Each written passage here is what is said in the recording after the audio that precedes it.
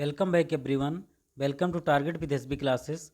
दोस्तों, आज का टॉपिक है राज्य के नीति निर्देशक तत्व। ठीक है, जो कि आपके भारतीय संविधान से संबंधित या आपका 12वां जो है अध्याय है। इस वीडियो को दोस्तों हमने दो पार्ट में डिवाइड किया है, जिसमें 1 से लेकर के 25 प्रश्न तक और दूसरा 26 से लेकर के 49 प्रश्न तक। ठीक है, जो कि आपका पूरा टॉपिक जो है दोस्तों यहीं से क्लियर हो जाएगा। ये वीडियो दोस्तों आपका आर यूपी पुलिस और पीसीएस के एग्ज़ाम और बिहार शिक्षक भर्ती के लिए बहुत ही महत्वपूर्ण वीडियो दोस्तों। इसको स्किप मत करिएगा, वीडियो को लास्ट तक ज़रूर देखिएगा और आपको पूरा मज़ा भी आएगा। क्वेश्चन नंबर 1, भारतीय संविधान में राज्य के नीति निर्देशक तत्व ग्रहण किए गए हैं कहाँ से? ब्रिटेन से, आयरलैंड से, पूर्व सोवियत संघ से या फिर फ्रांस से? राज्य के नीति निर्देशक तत्व कहाँ से लिए गया? तो सही आंसर दोस्तों आपका आयरलैंड से। कहाँ से? आयरलैंड से लिया गया दोस्तों। फ्रांस से हमारे देश ने क्या एक्सेप्ट किया है अपने संविधान में? समानता, स्वतंत्रता और भाईचारा। ठीक है, ये हमने कहाँ से अडॉप्ट किया है? फ्रांस से अडॉप्ट किया है। ठीक है, पूर्व सोवियत संघ यानी कि रूस से हमने क्या एक्सेप्ट किया दोस्तों? तो हमने एक्सेप्ट किया है मौलिक कर्तव्य। क्या एक्सेप्ट किया है? मौलिक कर्तव्य। ब्रिटेन से दोस्तों हमने क्या एक्सेप्ट किया है? जो हमारी संसदात्मक शासन प्रणाली है दोस्तों, कि हमारी जो व्यवस्था होगी, नियम कानून बनाएगा, संसद बनाएगा और एकल नागरिकता का प्रावधान है। ठीक है, और कैसे हमारी संविधान के निर्माण होगा, ये सब चीज़ें हमने कहाँ से ग्रहण किया है? ब्रिटेन से। कहाँ से? ब्रिटेन से। क्वेश्चन नंबर 2, राज्य के नीति निर्देशक तत्वों का उल्लेख भारतीय संविधान के किस भाग में किया गया है? भाग 2, भाग 3, भाग 4 या फिर भाग 5? राज्य के नीति निर्देशक तत्व।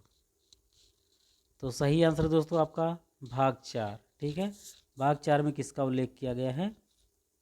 राज्य के नीति निर्देशक तत्व का। भाग 2 में दोस्तों नागरिकता का उल्लेख किया गया है, भाग 3 में मौलिक अधिकार का और भाग 5 में संघ के बारे में बात की गई है। ठीक है, किसके बारे में? संघ से। क्वेश्चन नंबर 3, भारतीय संविधान के किस अनुच्छेद में डीपीएसपी यानी कि राज्य के नीति निर्देशक तत्वों का उल्लेख किया गया है? आर्टिकल 33 से 46, 34 से 48, 34 से 52, नहीं, कौन सा सही है? आर्टिकल नंबर 36 से 51 तक आपके राज्य के नीति निर्देशक तत्वों का उल्लेख किया गया है। ठीक है, क्वेश्चन नंबर 4, संविधान का वह कौन सा भाग है जो संविधान के निर्माताओं के मस्तिष्क और उद्देश्यों को प्रतिबिंबित करता है? ठीक है, यानी कि मस्तिष्क को और उनके जो उद्देश्य थे, ठीक है, निर्माताओं के, उनको आईना दिखाता है। क्या करता है? आईना दिखाता है। मूल अधिकार, संविधान की प्रस्तावना, राज्य के नीति निर्देशक तत्व या फिर भारतीय नागरिकता? Question number 4। तो सही आंसर दोस्तों आपका राज्य के नीति निर्देशक तत्व। ठीक है, यानी कि राज्य जो अपने जनता के लिए, अपनी प्रजा के लिए क्या करेगा? ऐसी विधि का निर्माण करेगा, ठीक है, जिससे उसको अधिक से अधिक सुविधा पहुँचे और एक उसको कल्याणकारी जो है भावनाओं को क्या करे? पहुँचाए, कल्याणकारी उद्देश्यों को। क्वेश्चन नंबर 5, राज्य के नीति निर्देशक तत्वों में निम्नलिखित में से किन किन के सिद्धांत अंतर्निहित हैं? आर्थिक सिद्धांत, सामाजिक सिद्धांत, प्रशासनिक सिद्धांत या फिर उपयुक्त सभी? तो सही आंसर दोस्तों आपका उपयुक्त सभी। ठीक है, इसमें आर्थिक सिद्धांत की भी बात करता है। राज्य क्या करेगा? जहाँ तक संभव हो सकेगा सबके लिए एक ऐसी जो है विधि का निर्माण करेगा जिससे सभी लोगों को क्या हो? रोजी रोटी या आजीविका की भी क्या हो? व्यवस्था हो। सामाजिक सिद्धांतों की बात करता है, प्रशासनिक सिद्धांतों की भी बात करता है। कौन? राज्य का नीति निर्देशक तत्व। क्वेश्चन नंबर 6, भारतीय संविधान में राज्य के नीति निर्देशक तत्वों को शामिल करने के पीछे मुख्य उद्देश्य क्या था? धर्म कल्याणकारी राज्य की स्थापना करना, धर्मनिरपेक्ष राज्य की स्थापना करना, सरकार के निरंकुश कार्यों पर नियंत्रण करना या फिर नागरिकों के विकास के लिए सर्वोत्तम अवसर प्रदान करना? Question number 6।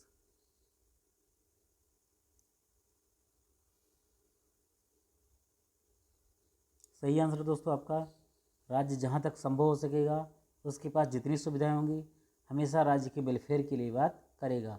हॉस्पिटल की निर्माण करेगा, स्कूल की व्यवस्था करवाएगा, ठीक है। ऐसी बहुत सारी सरकारी योजनाओं को लाभ पहुंचाएगा जिससे क्या हो, जनता का अधिक से अधिक क्या हो सके, कल्याण हो सके, क्या हो सके, कल्याण हो सके, यानी कि वेलफेयर की बात करता है। क्वेश्चन नंबर 7, संविधान में राज्य के निर्देशक तत्वों को शामिल करने के पीछे उद्देश्य क्या था? राजनीतिक लोकतंत्र की स्थापना, सामाजिक लोकतंत्र की स्थापना, सामाजिक आर्थिक लोकतंत्र की स्थापना, या फिर गांधीवादी आदर्शों के अनुरूप लोकतंत्र की स्थापना। क्वेश्चन नंबर 7 सही आंसर दोस्तों आपका सामाजिक आर्थिक लोकतंत्र की स्थापना, ठीक है। कैसी हमारी हो लोकतंत्र, सामाजिक भी हो और आर्थिक भी हो, ऐसी व्यवस्था किया जाएगा। क्वेश्चन नंबर 8, निम्नलिखित में से किसने नीति निर्देशक सिद्धांतों की बैठक को सुविधानुसार उत्तर दिनांकित चेक कहा है? एच कुंजरू ने, ए के अय्यर ने, एच बी कामत ने, या फिर के टी शाह ने? क्वेश्चन नंबर 8 तो सही आंसर दोस्तों आपका के टी शाह। किसने कहा था? के टी शाह ने। इसका मतलब ये था दोस्तों कि अगर राज्य के पास ऐसी व्यवस्था होगी, उसके पास धन होगा, उसके पास संसाधन होगा, तो क्या करेगा वो, राज्यों के लिए निर्माण की बात करेगा, उसके विकास की बात करेगा, अपने जनता को अधिक से अधिक सुविधाएं प्रदान करेगा, ठीक है। लेकिन क्या कहा है, बैंक की सुविधा अनुसार, अगर उसके पास पैसा होगा तभी वो ऐसा करेगा, नहीं तो वो नहीं करेगा, राशन नहीं बंटवाएगा वो, ठीक है। सरकारी पेंशन की स्कीम है, ठीक है, तो वो अगर उसके पास पैसा रहेगा तभी देगा, नहीं तो वो कटौती कर सकता है, देगा भी नहीं। अस्पताल में दवाइयों की व्यवस्था करवाएगा, नहीं तो नहीं करवाएगा। परसों पीड़ा के लिए आपके लिए एम्बुलेंस की सुविधा चलवाएगा, अगर उसके पास सुविधा होगी तभी करेगा, नहीं तो नहीं करेगा। तो ये सारी सुविधाएं क्या है, बैंक के सुविधा अनुसार जो है अदा की जाएगी। इसका मतलब अगर बैंक में पैसा है, सरकार के पास पैसा है, तो वो क्या करेगी, आपको हर संभव सुविधा मुहैया कराएगी। क्वेश्चन नंबर 9, किस संवैधानिक संशोधन अधिनियम ने राज्य के नीति निर्देशक तत्वों को मौलिक अधिकारों की अपेक्षा अधिक प्रभावशाली बनाया? 42वां संवैधानिक संशोधन अधिनियम 1976, 43वां संवैधानिक संशोधन अधिनियम 1977, 44वां संवैधानिक संशोधन अधिनियम 1978, या फिर 45वां संविधान संशोधन अधिनियम 1980? क्वेश्चन नंबर 9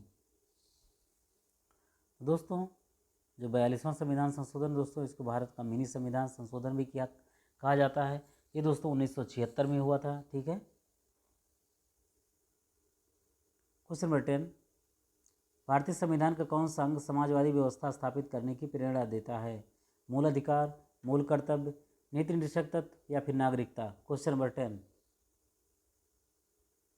तो दोस्तों जो हमारा नीति निर्देशक तत्व है वही समाज के बारे में ठीक ढंग से क्या करता है, उसका व्यवस्था करता है और क्या करता है, उसकी भलाई की बात करता है। क्वेश्चन नंबर 11, संविधान में कल्याणकारी राज्य का आदेश कहाँ दिया गया है? 42वें संविधान संशोधन में, प्रस्तावना में, नीति निर्देशक तत्व में, या फिर मूल अधिकार में?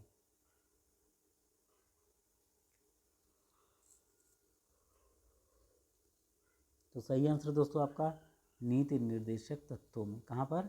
नीति निर्देशक तत्वों में। क्वेश्चन नंबर 12, नीति निर्देशक सिद्धांत है वाद योग्य, वाद योग्य नहीं है, मौलिक अधिकार है हमारा, या फिर उपयुक्त में से कोई नहीं? इतना ज़बरदस्त क्वेश्चन है दोस्तों, इतना इंपॉर्टेंट प्रश्न है कि आप सोच भी नहीं सकते। मौलिक अधिकारों का हनन होने पर, उल्लंघन होने पर, आपको सुविधा न मिलने पर आप सीधा कोर्ट जा सकते हैं, लेकिन नीति निर्देशक तत्व के मामले में आप कोर्ट नहीं जा सकते, यानी कि ये वाद योग्य नहीं है। इस चीज़ को ध्यान में रखिएगा, ठीक है। इसलिए ऊपर क्या बताया गया, बैंक की सुविधा अनुसार जो है चेक अदा किया जाएगा। अगर उसके पास पैसा होगा तभी आपको मूलभूत सुविधाएं प्रदान करेगी, नहीं तो उसमें भी क्या कर देगी, वो रुकावट उत्पन्न कर देगी। उसके लिए आप सरकार के खिलाफ या और किसी के खिलाफ कोर्ट नहीं जा सकते कि ये हमको ये व्यवस्था नहीं करवा रहे हैं, ठीक है, ऐसा आप कुछ नहीं कर सकते। क्वेश्चन नंबर 13, नीति निर्देशक सिद्धांतों का क्रियान्वयन निम्नलिखित में से किस पर निर्भर करता है? स्वतंत्र न्यायपालिका पर, राष्ट्रपति की इच्छा पर, सशक्त विपक्ष पर, या फिर सरकार के पास उपलब्ध संसाधनों पर? क्वेश्चन नंबर 13 तो सही आंसर दोस्तों आपका सरकार के पास उपलब्ध संसाधनों पर, ठीक है। सरकार के पास धन दौलत होगा, पर्याप्त संसाधन होगा, तभी वो क्या करेगा, राज्यों के वेलफेयर के लिए उतनी सुविधा प्रदान करेगा। क्वेश्चन नंबर 14, मूल अधिकार और राज्य के नीति निर्देशक तत्वों में क्या अंतर है? तो मूल अधिकार दोस्तों वाद योग्य है, जबकि राज्य के नीति निर्देशक तत्व क्या है? वाद योग्य नहीं है। ये आप सभी लोग जानते हैं, इसको हमने बताया। क्वेश्चन 15, मौलिक अधिकार एवं राज्य के नीति निर्देशक तत्वों के विषय में कौन सा कथन सही है? वह एक दूसरे के पूरक हैं, वह परस्पर विरोधी हैं, उन दोनों में कोई अंतर नहीं है, या फिर वह दोनों वाद योग्य हैं? अब ये बताइए, वह दोनों वाद योग्य कैसे हो सकते हैं? परस्पर विरोधी हैं, ऐसा भी नहीं कह सकते। इन दोनों में कोई अंतर ही नहीं है, ये कैसे है? सही आंसर क्या दोस्तों? They are complementary to each other. ठीक है, वो दोनों एक दूसरे के क्या हैं? पूरक हैं। क्वेश्चन नंबर 16, एक कल्याणकारी राज्य के निर्देश आदर्श वर्णित हैं। राज्य के नीति निर्देशक तत्वों में, मौलिक अधिकारों के अध्याय में, संविधान की 7वीं अनुसूची में, या फिर संविधान की प्रस्तावना में? क्वेश्चन नंबर 16, तो सही आंसर दोस्तों आपका राज्य के नीति निर्देशक तत्वों में कल्याणकारी राज्यों के आदर्श का वर्णन किया गया है। क्वेश्चन नंबर 17, नीति निर्देशक तत्वों को कार्यान्वित करने के लिए क्या मूल अधिकारों का हनन हो सकता है? हाँ, कुछ का, नहीं, या फिर डिस्प्यूटेड है?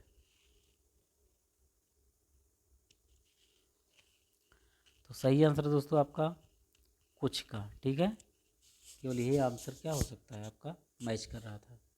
ठीक है, मूल अधिकारों का हनन हो सकता है, ये तो बिल्कुल भी नहीं। कुछ का हो सकता है और बाकी का नहीं हो सकता। क्वेश्चन नंबर 18, भारत के संविधान में अंतर्राष्ट्रीय सुरक्षा को प्रोत्साहन देना सन्निहित है। संविधान की प्रस्तावना में बिल्कुल गलत। मौलिक कर्तव्य में, अरे ऐसे बिल्कुल नहीं। राज्य के नीति तत्व में, अरे हाँ यही सही है। 9वीं अनुसूची में, बिल्कुल नहीं। ठीक है, सही आंसर क्या है? राज्य के नीति निर्देशक तत्वों में। क्वेश्चन नंबर 19, समान कार्य के लिए समान वेतन भारत के संविधान में सुनिश्चित किया गया। मौलिक अधिकार है, मौलिक कर्तव्य है, आर्थिक अधिकार है, या फिर राज्य के नीति निर्देशक सिद्धांत का क्या है? अंग है। ठीक है, राज्य के नीति निर्देशक सिद्धांत का क्या है? अंग है। इसका जो दोस्तों उल्लेख किया गया है, ये आपके किया गया है समान कार्य के लिए समान वेतन की जो व्यवस्था की बात की गई दोस्तों, ये है आपका 39 का। ठीक है, 39 के का में इसका वर्णन किया गया है। ठीक है, किसमें? राज्य के नीति निर्देशक सिद्धांत में, क्योंकि 36 से 51 क्या है? राज्य के निर्देशक तत्वों का क्या है? उल्लेख किया गया है। क्वेश्चन नंबर 20, भारतीय संविधान के निम्नोक्त भागों में से किस एक में न्यायपालिका तथा कार्यपालिका के पृथक्करण का प्रावधान किया गया है? ठीक है, तो ऐसा जो प्रश्न है दोस्तों, ठीक है, कार्यपालिका और न्यायपालिका का जो अलगाव है, ठीक है, 50 क्या है? 50 ये क्या है? 50 अनुच्छेद 50 क्या है? अनुच्छेद 50। अब ये कह रहा है प्रस्तावना है, मूल अधिकार है, 7वीं तालिका है, अरे नहीं, क्या सही है? राज्य का नीति निर्देशक सिद्धांत है। क्वेश्चन नंबर 21, भारतीय संविधान में राज्य के नीति निर्देशक सिद्धांत को किस मुख्य कारण से सम्मिलित किया गया? कल्याणकारी राज्य की स्थापना के लिए, धर्मनिरपेक्ष राज्य की स्थापना के लिए, सरकार के स्वेच्छाचारी आचरण को रोकने के लिए, या फिर सरकार को विकास में आवश्यक अवसर प्रदान करने के लिए राज्य के नीति निर्देशक सिद्धांत का क्या किया गया है? शामिल किया गया है हमारे भारतीय संविधान में। क्वेश्चन नंबर 21, तो सही आंसर दोस्तों आपका ये कल्याणकारी राज्य की स्थापना करने के लिए क्या किया गया है? भारतीय संविधान में इसको शामिल किया गया है। ठीक है, कल्याणकारी राज्य की स्थापना के लिए। नेक्स्ट क्वेश्चन, मूल संविधान में कौन से भाग में राज्य लोक कल्याणकारी संकल्पना सम्मिलित की गई है? संविधान की प्रस्तावना में नहीं, संविधान की 3री अनुसूची में नहीं, संविधान की 3री अनुसूची में नहीं, राज्य के नीति निर्देशक तत्व में। किसमें? राज्य के नीति निर्देशक तत्व में। क्वेश्चन नंबर 23, संविधान का कौन सा अंश या भाग भारत के नागरिकों को आर्थिक न्याय प्रदान करने का संकेत करता है? राज्य के नीति शीर्षक सिद्धांत, मौलिक अधिकार, प्रस्तावना या फिर उपरोक्त सभी। Question number 23। सही आंसर दोस्तों आपका आर्थिक न्याय की जो बात करता है दोस्तों, ठीक है, ये आपके राज्य के नीति निर्देशक तत्व में इसका उल्लेख किया गया है। इसका जो उल्लेख किया गया दोस्तों आर्टिकल 41 में इसका उल्लेख किया गया है। Question number 24। भारत में निम्नलिखित में से कौन सा राज्य नीति का जो सिद्धांत है, ठीक है, उसका अंग नहीं है? अंतर्राष्ट्रीय शांति को प्रोत्साहन। तो अंतर्राष्ट्रीय शांति को जो प्रोत्साहन है दोस्तों, यह आपका आर्टिकल नंबर 51 है। कौन सा है? आर्टिकल नंबर 51 की में बात की गई है इसकी, 24 की।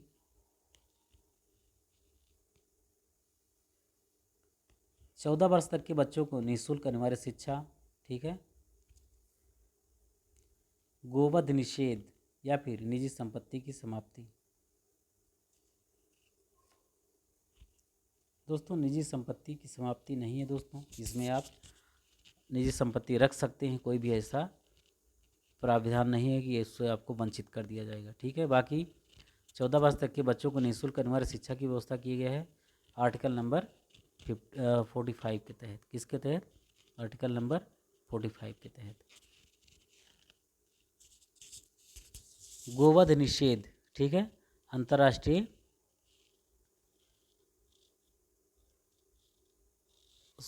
आर्टिकल नंबर 48 में, ठीक है, कृषि एवं पशुपालन का संगठन की बात की गई है। किसमें?